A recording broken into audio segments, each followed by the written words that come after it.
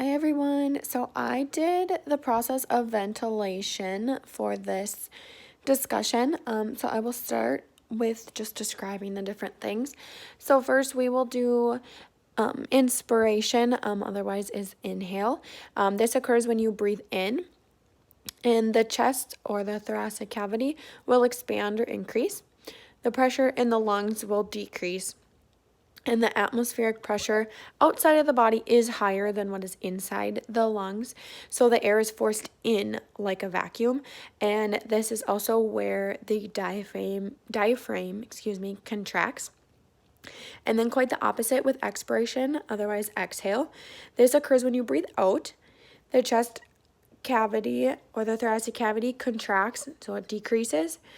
The pressure in the lungs increases, and the atmospheric pressure outside of the body is lower than inside of the lungs, so the air is forced out of the lungs. The diaphragm relaxes here, and then there is a thing called forced expiration, and this occurs when you are doing activities like such as singing, working out, coughing, sneezing, anything that is coming out that has more force.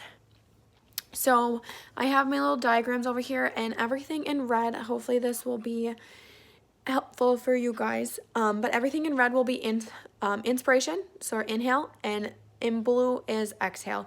So here, the airflow for the inspiration is the red, so it goes through either the nose or the mouth, and it goes down into the body. And then for expiration, it is coming out and is going out the body through the nose or the mouth. Okay, so here are my lungs. So like I said, the red is inspiration, so the air is going in, and then on this side I split them up. So this side is showing when you exhale and this side is showing when you inhale, so hopefully you can follow along. So on this part, the arrows are pointing outwards. That is because it expands in here, and then this down here is the diaphragm, excuse me, and this is when it contracts, so it actually drops down and it is lower. And then the blue over here, the arrows are coming in because it is contracting and decreasing, and then the diaphragm actually goes back up. So it's kind of moving like in and out, kind of like a balloon if you were blowing it up and then letting the air out is another way I like to think about it. So the inspiration will occur first in both lungs, obviously.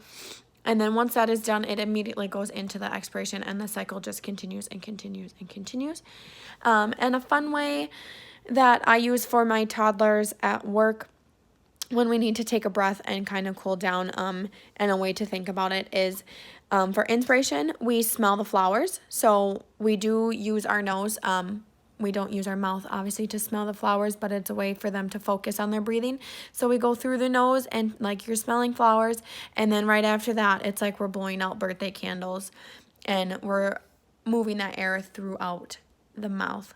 So that's just a fun way if you have kiddos at home, or just a way to think about it, but you smell the flowers and then you blow out your candles. So hopefully this helped and you could follow along. I'm just looking forward to seeing the rest of your guys' videos. Have a great rest of your week.